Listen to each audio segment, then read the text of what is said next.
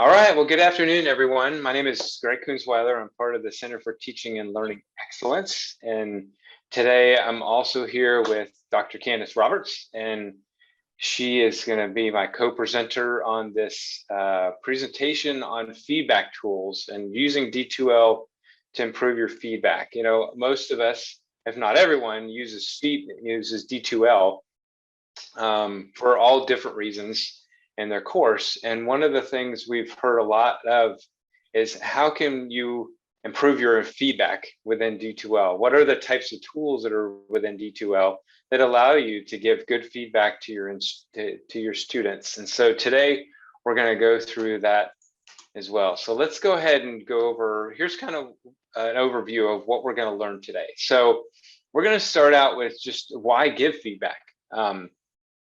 Candace is going to jump into some of the benefits and the research around feedback and why we really want to give good, meaningful feedback to our students. And then we're going to dive into the tools that are within D2l. So we're going to dive into some of the tools for just being able to give written feedback, given audio feedback, video feedback, the Rubric feedback tool, and then we'll kind of end with the peer review feedback.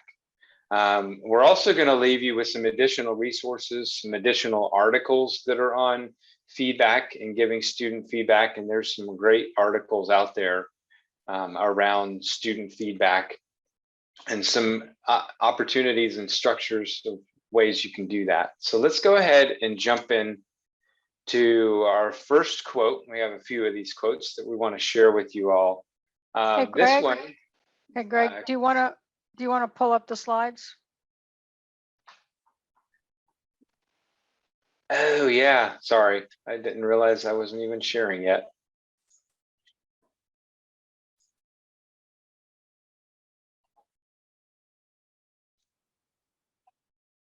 All right, so can everyone see the slides? Can everyone hear me okay? Because I think my audio is coming out. You're good, Greg. No, I can hear you. You sound good. Okay, perfect.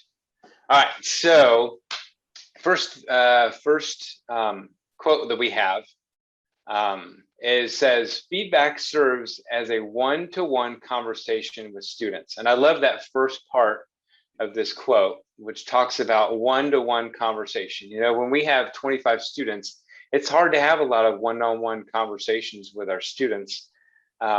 But being able to give them true, meaningful feedback that feels like a one-to-one conversation is absolutely powerful. So it says feedback serves as a one-to-one conversation with students that can be a powerful tool to teach course content, mentor students, and help them develop a growth mindset, which I think is all of our goals, you know, as an instructor in the classroom with our students. So let's go ahead and move on to the next one here. So we won't spend an inordinate amount of time on the research because you probably came to find out about the tools that you can use. But I think it's really important for us to know why we do what we do and that what we do matters. And there's tons of research about the importance and efficacy of providing feedback to our students when you're wondering whether it's worth your time or not. First of all, there's a lot of research about feedback supporting memory formation. So, you know, if they don't get any feedback on something and they don't know whether they've done it right or not, it doesn't, you know, they're not as likely to remember it. So each time they have to interact with the content or review the content or review your feedback on the content, it helps them to form those memories. It obviously guides their learning. So if they're going in the wrong direction, it brings them back. It gives them a course correction and helps them to know how to hit the mark if they're not already hitting the mark. And then it reduces stress for students. There's nothing worse than playing guess what's in the professor's head.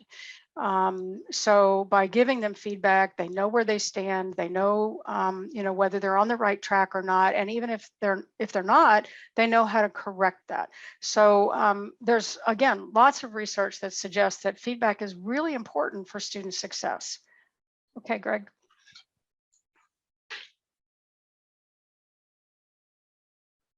So Scalise and Feld wrote this in their book, Why Neuroscience Matters in the Classroom. The brain is a pattern capturing mechanism that regulates learning through feedback. And if you watch a one-year-old and how they interact with the world, everything is about feedback. They're tasting everything, feeling everything. They learn about the world through the world giving them feedback. But we do that all the way into our adult lives. When we have a conversation with someone and we're interacting, we can find out right away whether that person is interested in our conversation or not. We adjust our conversations based on the audience. All the feedback that we get in our everyday lives changes the decisions that we make. So feedback from a variety of sources is a key component in brain development, in our growth. Go ahead. So feedback is a learning strategy. We don't often think of it as a learning strategy. We think of it as an obligation that we have to our students to let them know where they are, but it actually helps them to learn the material better. Getting and applying, and that word applying is really critical, feedback is how the brain learns. It adapts, creates, and maintains memories that can be transferred to new challenges. Okay, go ahead. So Sousa, who's written quite a bit about, he's really a prolific author in terms of cognitive science. He claims that immediate specific feedback is one of the most important factors for increasing student achievement. So let's listen to that again. One of the most important factors in increasing student achievement. So that should be somewhat motivating to us when we're bogged down in, providing feedback and assessing and evaluating student work and so forth. It is one of the most important factors in helping our students succeed. John Hattie did a landmark meta-analysis of over 7,000 studies looking at the different variables that impact student performance and student success. Over 7,000 studies he looked at, and he found basically 150 variables that have an impact on student success. And the third highest variable was student feedback. That was one of the strongest indicators of student success, is the kind and frequency and effectiveness of the feedback that students receive.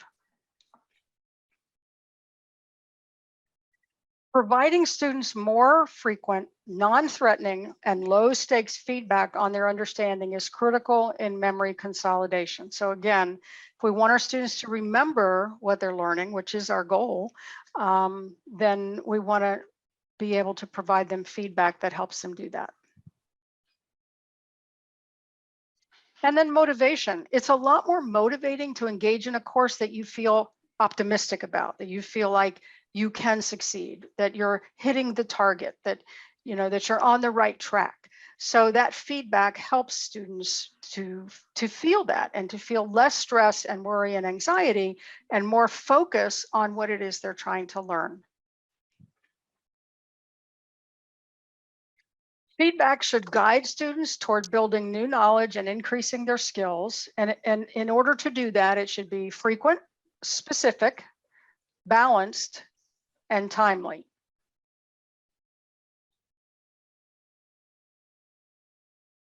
And then I just wanted to say a word about application. We can provide feedback to students, but if they don't apply it, they're not as likely to remember it.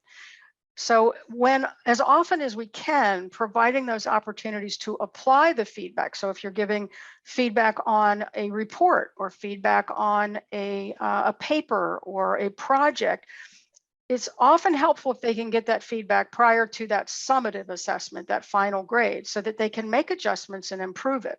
And so it's that application process that really helps them fine tune and become expert in the area that you're wanting them to learn in.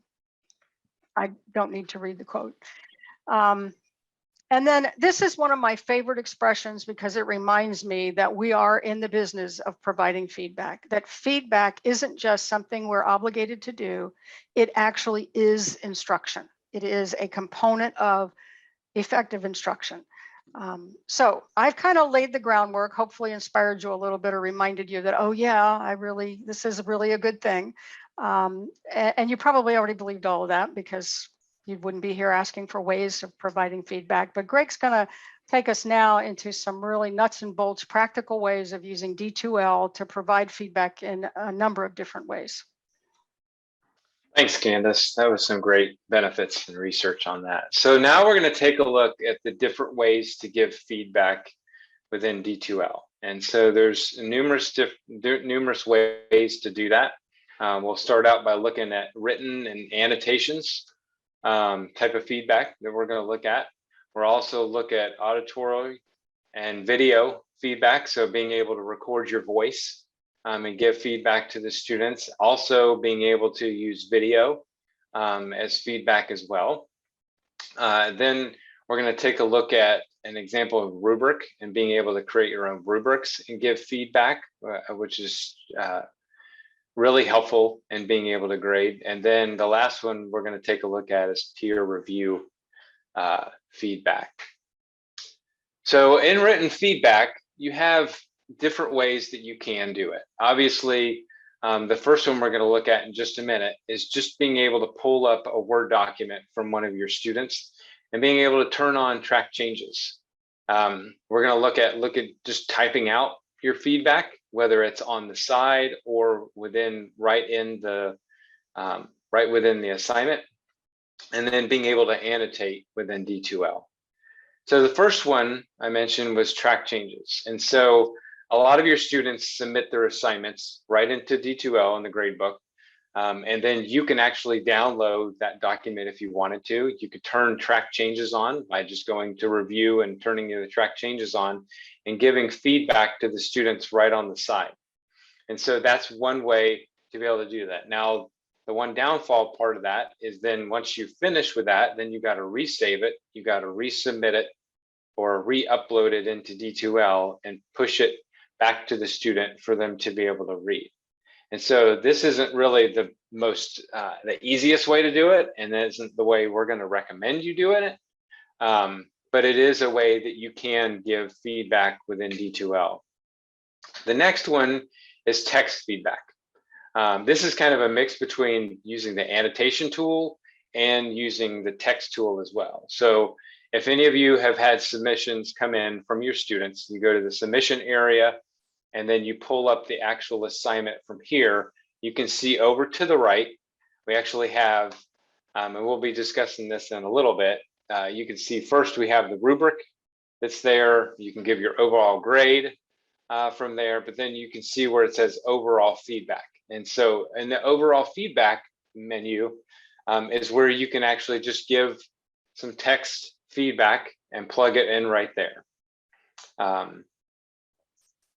So that's one way to do the text feedback. Now, the next way is if you use the annotation tool, which was on the previous slide up top, you can see there's multiple ways to be able to use the annotation. Once you click on the file, so if it's a Word document, you're going to be able to open that up. One thing that I always preface instructors, and I tell my students right from the get-go, if they have a Mac, they need to save it as a RTF or a Word document, because if it's saved as a Mac file, then it's not going to be able to be read. So they just need to make sure that they save it as a RTF or a Word document that can be put into the annotation tool. And so you can see up top, we have multiple tools that are up here, but the two that I really want to point out is the inking tool and the text tool. So you can see right below where I've plugged in text feedback, and you can change the color, you can change the size of the image or the size of the text and font. And then you can also use the inking tool. You can change the color, the size of the ink pen, and different ways that way to be able to put it right in there. The great part about using the annotation tool is it puts your feedback right where the students gave their answer, or right where they're putting their information there. So they're not having to decipher, your comments over to the right and where exactly those comments exist within their assignment. So being able to circle what they did right or wrong and being able to give them that feedback as well. And if you look right between the ink tool and the text tool, there's a little comment box. And so you can actually, I didn't highlight this one, but that's another one. If you click that one, you can put a comment box right there. It just leaves a little icon on top of it. And if they click the icon, it would show your feedback right there as well. So that's a third piece that I didn't highlight on this slide that allows you to do comments right where you want them in the assignment as well. And so that's the annotation tool. Now let's move on to the audio feedback tool. So if you go into the same place we were just in, and we pulled up the assignment, you can see where underneath where it says overall feedback, you have record audio. So if you click that record audio, and you have to make sure when you're going through this these steps that the first time it's going to ask you to access your microphone, it could ask you to access your video or your web camera. So just go ahead and hit OK to those prompts. And once you're ready, then the menu on the right will show up where you can actually click the new record button. And once you click that, then it's going to prompt you to go ahead and start recording your feedback. So you can go ahead and say, whatever kind of feedback you want for that particular assignment.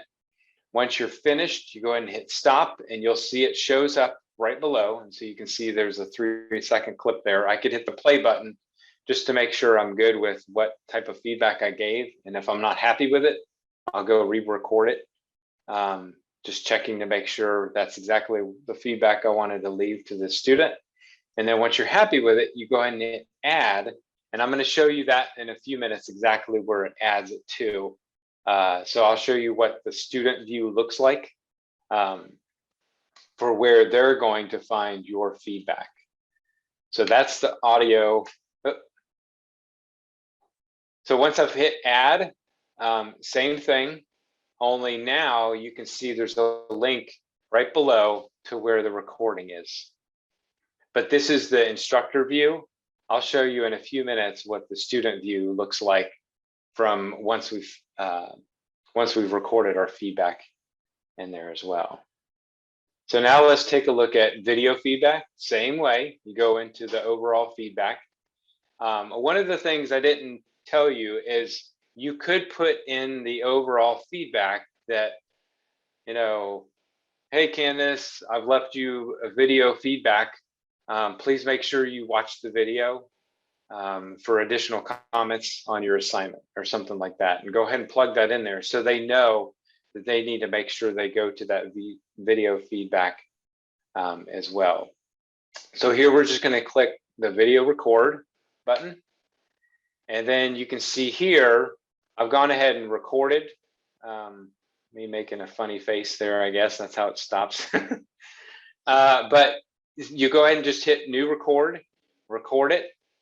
You can play it back the same way you did with the audio. Once you're finished and you're happy with the way the recording turned out, click the add button, and then we're good to go. Now here's where I want to make sure you all see, because a lot of times, and I used to always point my students to the grade book to find the feedback, but some of these don't show up directly in the gradebook feedback. So they need to go to the assignments area to actually see the feedback. So this is where I tell my students, okay, now go to your assignments area, and you can see over to the left where it says no category. You have the assignments there, how many times they've submitted, how many files they've submitted, their score.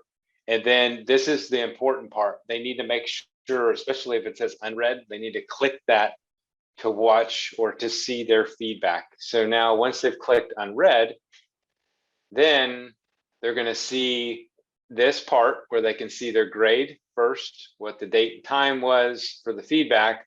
But now you can see I've recorded both an audio feedback and a video feedback. So now for them, they need to click either or both, if I've given them both, click that and they'll be able to either listen or both listen and see with the video feedback. Here's where my feedback is at.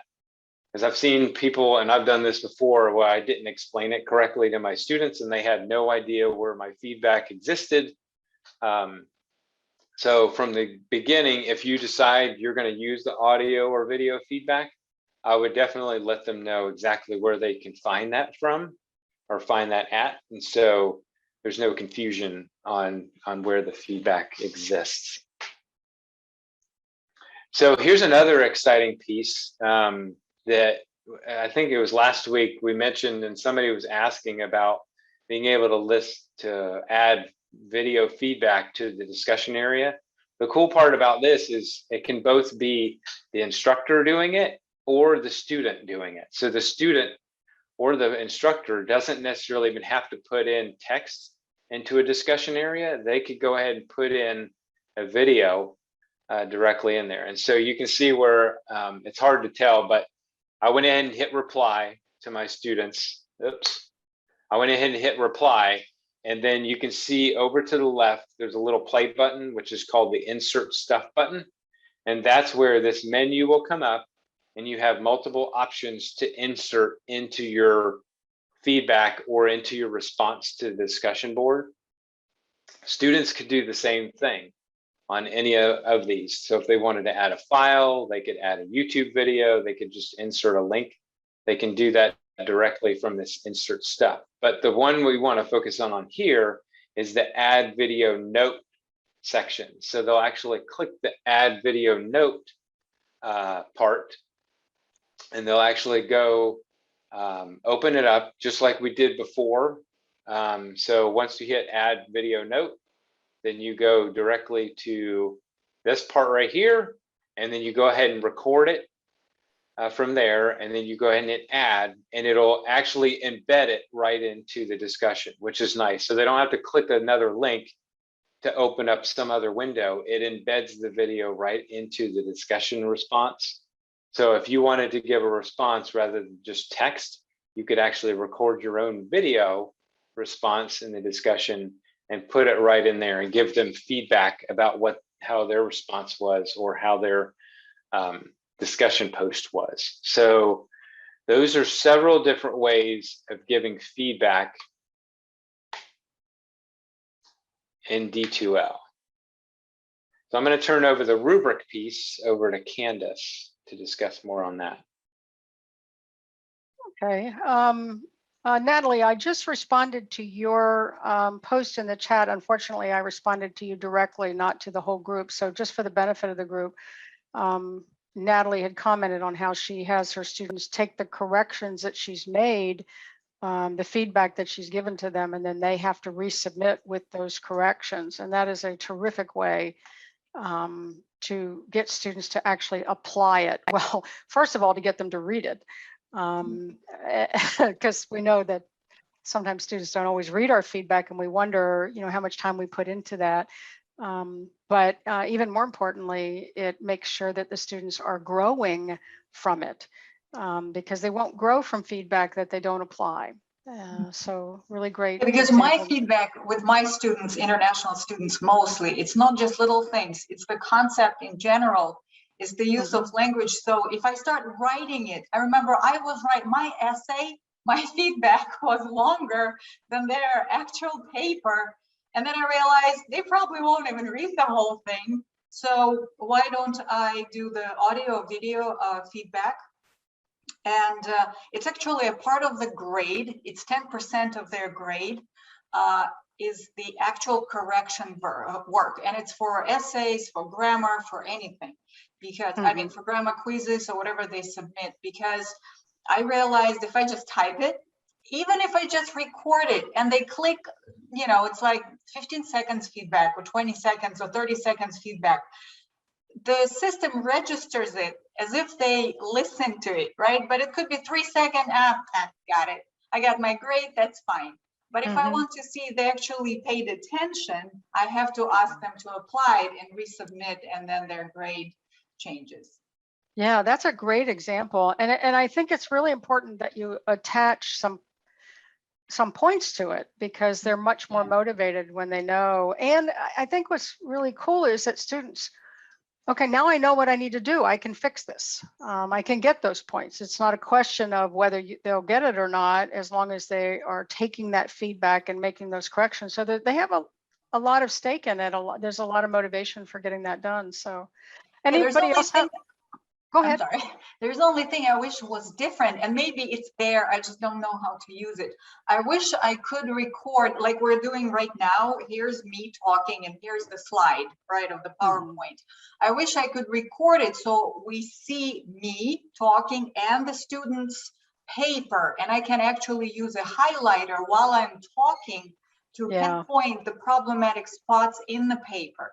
Because now they're listening to me. They remembered maybe 20% if I'm lucky. They go back to their paper, they try to fix it.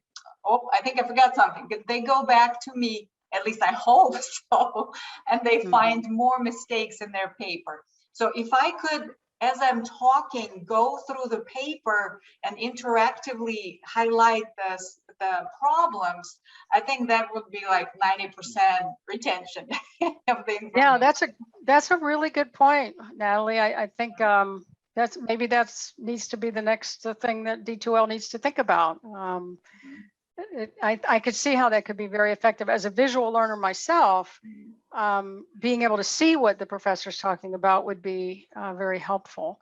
Yeah, I do it during the Zoom office hours, because I can share my screen, just pull up their paper and do this. But that's like literally tete-a-tete, conversation. And I unfortunately cannot do it with every student for every single paper. It's just literally not enough time. So I wish there was a chance to do that. Oh, Valerie says you can do that using Screencast-O-Matic. Yeah. It takes a little work.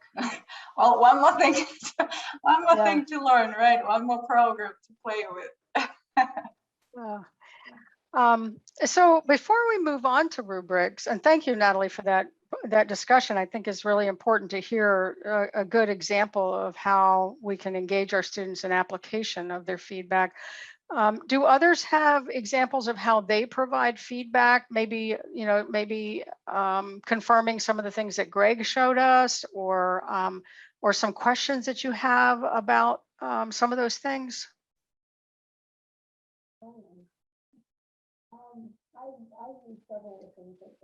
Hey, Valerie, can you speak closer to the mic? It's really hard to hear you. All right, let's see. I have a new mic. My last one broke, so is that better? Slightly. Is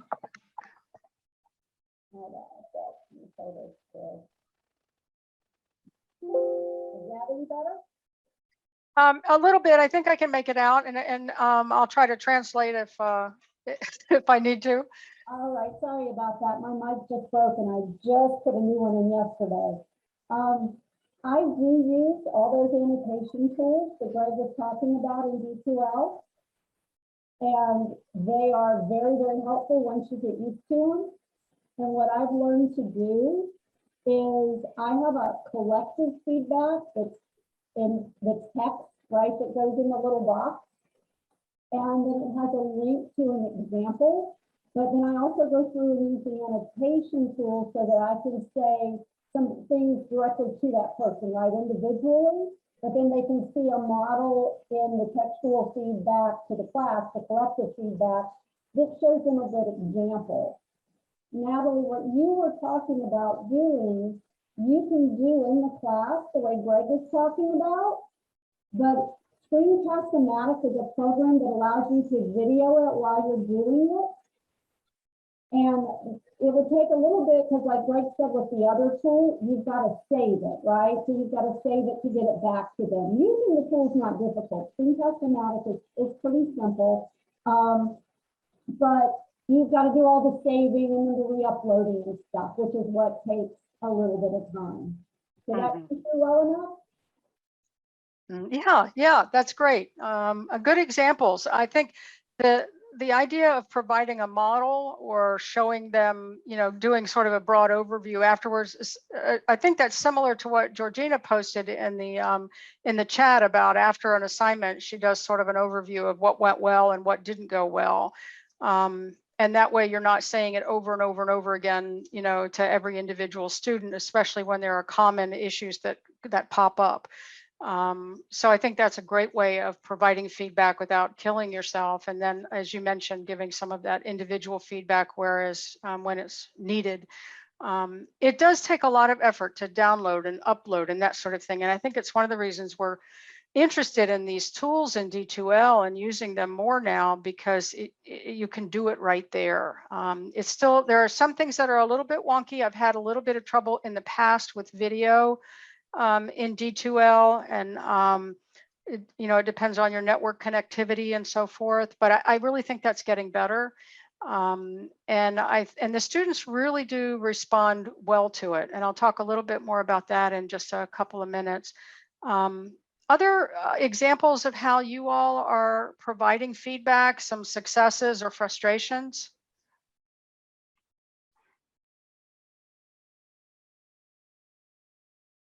One thing to add with the tool that you could do, you could put the annotations onto the actual work that they did and then record the audio separate.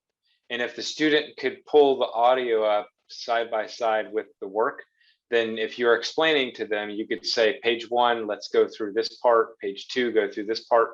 So you're not having to necessarily do a different program, but you could possibly leverage both to be able to give them feedback through their work, depending on how large the assignment is and how much work they had.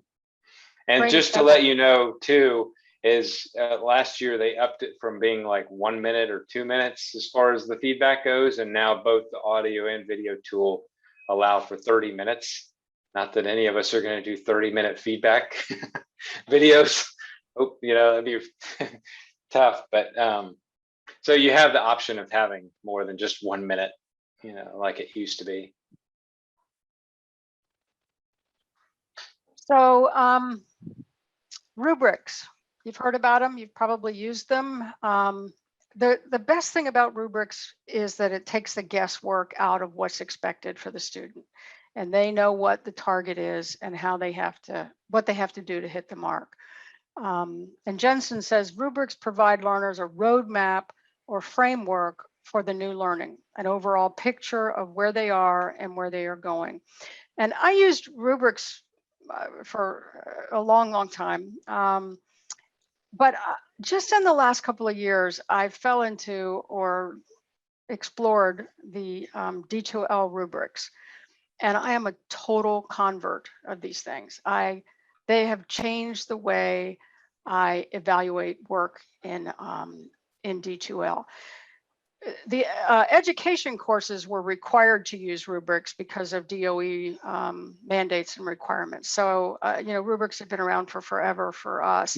But I was so pleased with these. I put almost everything into a rubric, anything that needs assessing, including my discussion boards. And Greg, if you'll go to the next slide. So this is an example of a rubric I use for a discussion board. And what it did for me was I found myself, particularly in my graduate classes, if students lost a point on a discussion board, they wanted to know why. And so for any time I had a student who lost points, which was frequently, I knew I was going to get a question. So I would explain exactly where they lost their points. And it really took a ton of time. So I created a rubric for my discussion board posts, and it covers things like, okay, the initial post needs to connect to the reading, and what are the standards for that? So if you're going to get all your points, it needs to connect. It needs to make concrete, in-depth connections to the readings and integrate prior readings into their posting. The quality of the posting, the second criteria, it has to include 4 things. It has to be substantive. It has to be clear and articulate. It needs to demonstrate in-depth thinking, and it needs to make connections to the classroom their classroom practice. In your case, it might be their professional practice or connections to whatever you want them to make connections to. Then I give specific criteria for their peer response, and then they get points for it being on time. I do allow late submissions on postings up to 72 hours. Not everybody does that, and I respect that. But here's the deal. When you go into a D2L rubric, all you have to do is click on the box, and those are the points they get. I don't have to write anything. I don't have to do anything, but just click 1, 2, 3, 4, boom, and the score pops up in the grade book, and then I can confirm it. And I can also, there's an area in there for me to explain things. I can still do explanations. I went from regular emails asking about postings to 0. I mean, nobody asks anymore because they can see where they lost the points, what the area was. And it just, given the number of discussion posts we read and that they are required to do, this really made my job so much easier in that regard. I never really thought about it before until I had done enough of the rubrics and I thought this is easy. And then I was one semester, I was just spending so much time on these, giving feedback. And I was like, there's got to be a better way. So I went to using rubrics for my discussion posts. Okay, go ahead, Greg.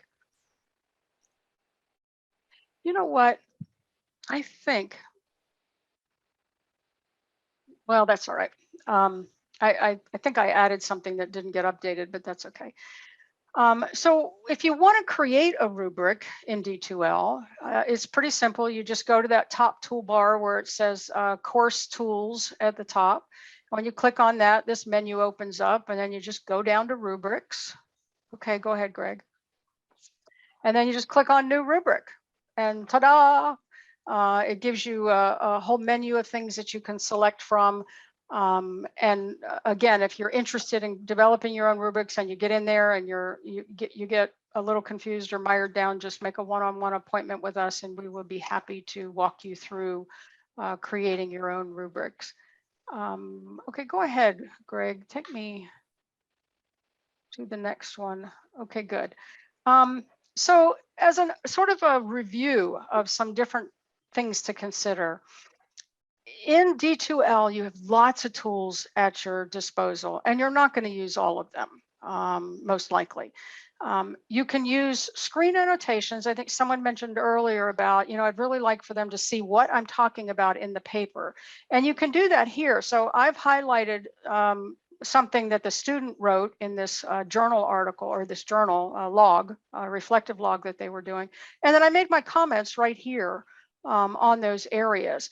I could have used, so I did use the highlighter. I could have used the pen or, other tools, but that's what I used here. I can also, of course, leave comments here in the overall comments. I do have a rubric for this particular assignment. So if I click on this, it opens up the rubric and I can score it, or if the student clicks on it, they open up and see what they got. I could use audio feedback. It's as simple as just clicking here. Now remember, the student has submitted the paper, and this is what I see when I go into the submissions folder. So I pull up that particular student submission, and this is what I see. So I can, again, provide the audio feedback here. I can provide the recorded or video feedback here. Everything I need is in this window, and that's pretty handy. And I'll share a story with you about, I think for years we've been providing this text-based feedback. We write on the paper, grade paper, or we make some comments, or we put them in the box or whatever. When I was a grad student, this will tell you how long ago it was, I was taking a course called Professional Publication, or Writing for Professional Publication. And this English professor was phenomenal. And every paper we submitted, we had to put in a manila envelope with a blank cassette tape. And when he first asked for that, I was like, really? So we put the cassette tape in and we turned the paper in. And then when you got it back, he gave you audio feedback and walked you through your paper. And I got my first publication out of his class. It was the most productive feedback I had ever gotten. But what was really helpful was hearing his voice in what might have come across as very critical feedback or cold feedback. I could tell he was on my side.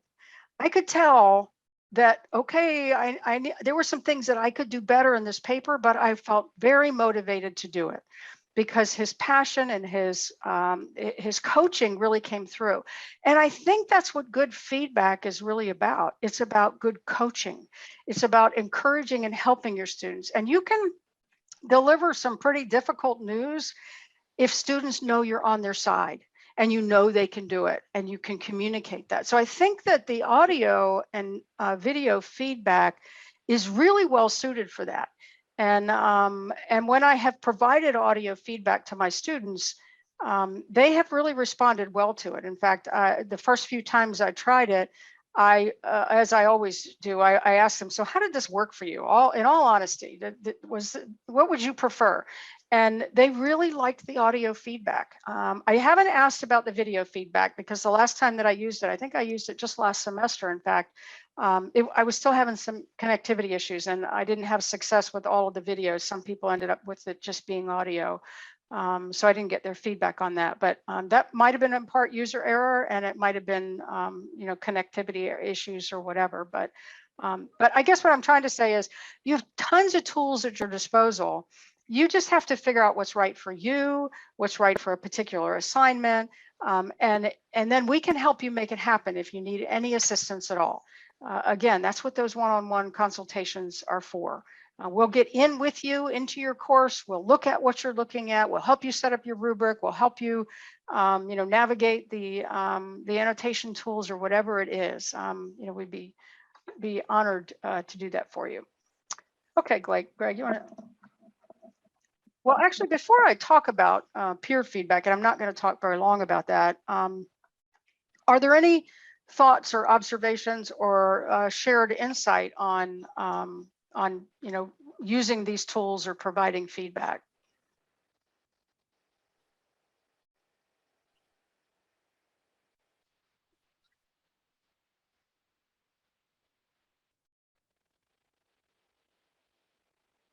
I'm catching up on a few of the chat things here. Yeah, we will post this. We'll post the slides and the recording on our website under programs and services. So give us a couple days to get those underway, and we'll get that set up. Any other thoughts or insight? One thing to remember. Just wanted to add a couple words, and Candace, I just heard, and it just hit me so hard when you mentioned that when you hear somebody talk about your paper, there is so much of nonverbal communication going on. It's the tone of the voice. If it's video, it's actually the facial expression, because sometimes I have to be very blunt and straight to the point, especially when you're writing feedback. You are trying to not write a dissertation, a short feedback. So it's very strict and very cold and impersonal. But when you have a chance to talk, your students relax and they actually, their perception changes and they don't see it as criticism, rather not even a constructive criticism, but more like communication. Listen, you did this well, this was great, this needs a little work. Because when you put it in writing, it's never the same. It's very cold and just like, straight into the gut. And especially with my international students, and if it's Middle East or Asia, they're super sensitive to all these things. So for me, this is a perfect, like audio, video, even better. Yeah.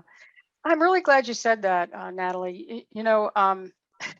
It reminds me of when we were raising our children and they were very young. I was reading all these parent books, trying to figure it out as if we ever can.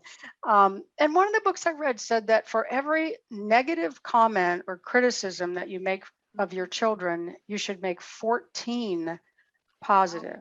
I don't know where that number came from, but I was like overwhelmed. I was like, holy cow, I'll be just constantly bombarding them with positive things. And I don't know if I ever made it to 14, but I think it speaks to the power of the negative versus the positive. And you know this in your significant other relationships. If your significant other says something positive to you, you're like, oh, great, thanks. If they say something negative to you, that sticks for a long time. It hurts. And writing is personal. The stuff students submit is personal. And you may not think it is. We may think it's all professional or it's all academic or whatever, but it gets to them. And so when they can hear you cheering them on, when they can hear you saying, wow, this part of your paper was powerful, even if it's this little, hearing that says, I'm not a bad person. I'm not a bad writer. She doesn't think I'm terrible or worthless or hopeless or whatever it is. It communicates to them your care and concern and belief in them. And that really goes a long, long way. And so I really, I think now, students are so much more, they have greater expectations for audio and video interaction with their world. Even though they do still text a lot, we also know there's a lot of misunderstanding in text, and you know that yourself, and how you've read an email or when you sent an email and it was misinterpreted, because writing doesn't have those context clues like you mentioned, Natalie, that it doesn't have that voice and intonation and that sort of thing. So really great example. And plus, I always try to do this like plus minus plus system, right? First, you give a compliment, then you kind of throw it at them, their mistake, but at the end, you compliment the effort anyway, because you do understand how hard it is for them. I sometimes have troubles writing in English too, because this is not my first language. So I can relate probably more than anybody, because when you're trying to construct a thought in your head and then you have to convert it into a foreign language, half of this thought kind of disappears because you are preoccupied with grammar. And that is just so frustrating. And that's why I think it's very important to, keep them motivated, lift them up a little bit. Yeah, good for you and good for your students. I think they're blessed to have an instructor who can relate to that and share your own stories. I'm sure that's very powerful for them. Okay, so I'm just going to say a few words about peer feedback, but Melissa did a great job of exploring this earlier today in both of her presentations, and I think it was particularly in the discussion board presentation that was brought up a number of times, the effectiveness of peer feedback. We can't grade everything, especially if we have a lot of assignments, but students deserve an audience. They deserve to hear feedback on their writing. And audience also is a huge motivator for students. Frankly, we're not that big of a motivator for students. They care more about what their peers think often than what we think. And so providing peer feedback gives them a diversity of opinions, a diversity of views and backgrounds, and helps them understand a diverse audience better as well. In terms of D2l, the groups tool in D2l is a great way to set them up for peer feedback. You can set up, groups of 4 in your class and then provide them a discussion board. I do peer feedback on these writing tasks that they do in this one course, and they have a just different board for each task. So if they have 5 tasks, they'll have 5 discussion boards, and they go into those boards, and that's where they'll post their writing. And then I actually have them use Flipgrid. But if the video tool gets better in D2l, maybe I'll have them actually give them their feedback in the discussion board. But anyway, so the group tool is a great place for people to connect up and interact with the content that they have created. So I'll just read this quote here from Willis. Greater activation through the brain occurs when information is acquired through the diversity of experiences provided by peer collaboration. So it really is a great way to give students a real and relevant audience, to give them diverse views, and really have them interact with their own content and what's the best way to communicate that. So any thoughts on, or are there any other tools in D2l that could be used for peer feedback? I don't know if anyone else on my team has any thoughts on that, or anybody else in the audience here that has used peer feedback in D2l in different ways.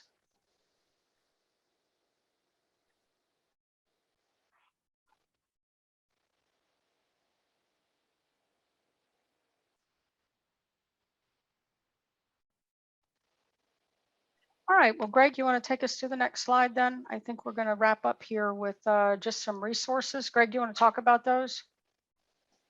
Yeah, so these are a few links, and once you all get access to the slide deck, you'll have direct access to these links here. And so as soon as we're finished here, I'll go ahead and upload it onto our website, our webinar website. And actually, now that I know who all's here, hopefully I can get the attendance and then I can send it directly to you. So things like just using the quick eval tool, which is a great way to easily go through all of your submissions from your students as well. Just using some of the feedback and evaluation tools and the rubrics, how to create a rubric using the annotation tool. So the things that we went over today, you can go into a little bit more detail and dive in a little bit deeper with these links here on D2l resources. And then here's about 7 different articles that we found, and there's a whole host of other ones that you could find from the Chronicle, the Faculty Focus, and other areas about feedback. So there's some great ones in here. I really like the how to give your students better feedback with technology. And so take a look at some of these articles, and hopefully it'll spark some ideas. I've totally forgot that this article was there on a person that we follow, our department follows, called the Cult of Pedagogy. And she had this person that she interviewed that wrote a book on flash feedback, how to provide more meaningful feedback in less time. And I know all of us probably would like to be able to give feedback in a little bit less time than sometimes it takes us to get really meaningful feedback. So take a look at those articles as well. And then here are references. So if there any other questions, anything else that you want us to show you?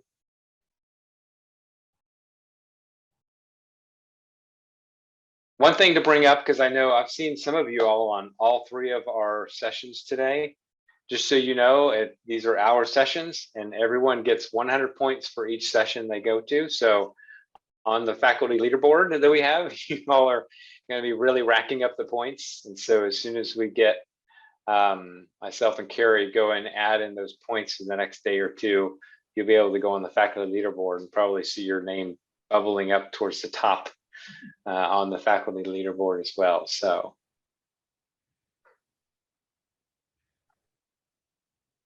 all right, well, thanks for coming, everyone. Hope everyone has a great rest of the day. Thank you. Thanks, Candace. Thanks, Greg. Thank you. Thanks. Thank you Good for coming. afternoon. Thanks, everyone. You guys were amazing today. I went through all 3 of